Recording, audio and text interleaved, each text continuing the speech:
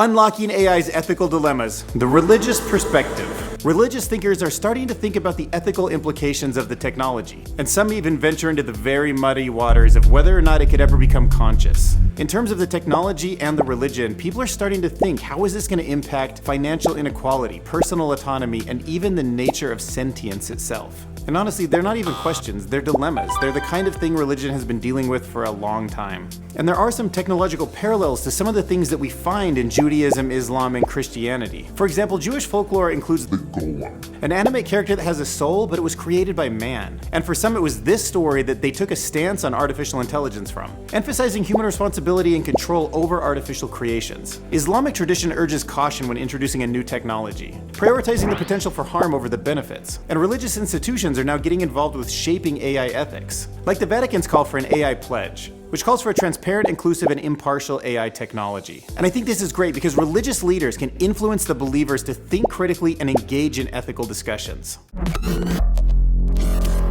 Rabbi's shocking experiment. ChatGPT sparks a spiritual awakening. Rabbi Joshua Franklin, the leader of the Jewish Center in the Hamptons, recently turned to OpenAI's ChatGPT to write a sermon for him. I was particularly interested in the prompt that he used. Write a sermon in the voice of a rabbi, about 1,000 words, connecting the Torah portion this week to the idea of intimacy and vulnerability, quoting Brené Brown. Rabbi Franklin believes that the rise of artificial intelligence will ultimately benefit humanity by emphasizing the importance of compassion, love, and empathy, qualities that he thinks an AI will just never replace. But at the end of the sermon, when he said it was actually written by ChatGPT, he said, "You're clapping. I'm deathly afraid. I thought truck drivers were going to be replaced long before rabbis."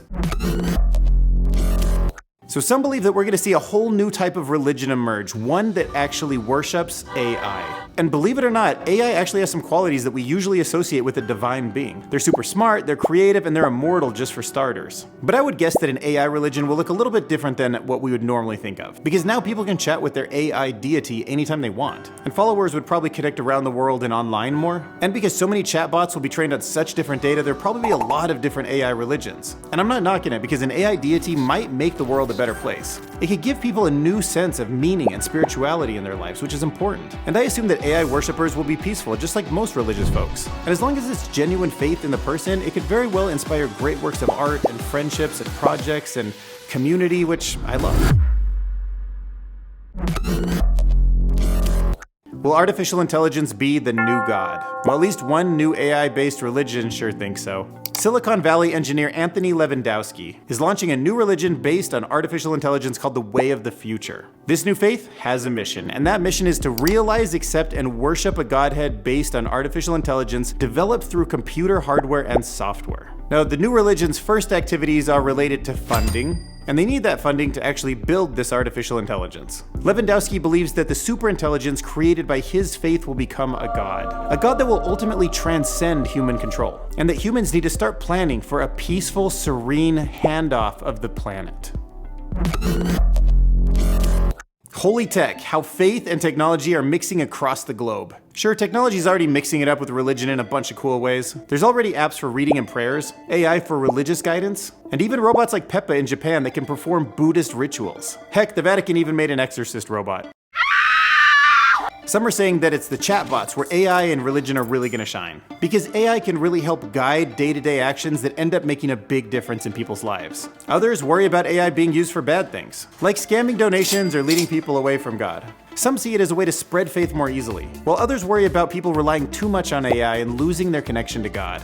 So it's fair to say that the blend of AI and religion has its fans and its skeptics. Kevin Kelly just wrote in a piece called "Why Technology Has a Will," about how all the chaos in the world makes people just want to escape reality and immerse themselves inside of a little world. And he thinks of this overall system as a living entity, called the Technium. So the Technium is a system, and all systems have agency, but just because something has agency, he cautions, don't think that it has consciousness. Now, Kelly founded Wired magazine, so it's no surprise that he's a technology optimist and believes that more technology is the solution. But what is surprising is that he doesn't think that technology depends on capitalism. He imagines an economy that grows in wisdom, not size. The next 1,000 years of Christianity. Christianity has been on the move since its inception, starting in Jerusalem and spreading west to Armenia, Europe, and the Americas. And now it's shifting to Asia and Africa, where church growth is booming. But the most interesting new data is about how the circle of empathy within Christianity is expanding. Sentiment now encompasses more than just humans, also animals and the environment more than ever. And with artificial intelligence becoming more human-like every day, soon the church will need to start grappling with what consciousness is and how it applies to technology. And it raises the question, will Christianity ever expand their definition to something like an artificial intelligence or even a genetically modified human? So far, the church hasn't issued guidance on how to navigate these situations, but overall, Christianity's future looks like it might be full of change, growth, and evolving moral landscapes.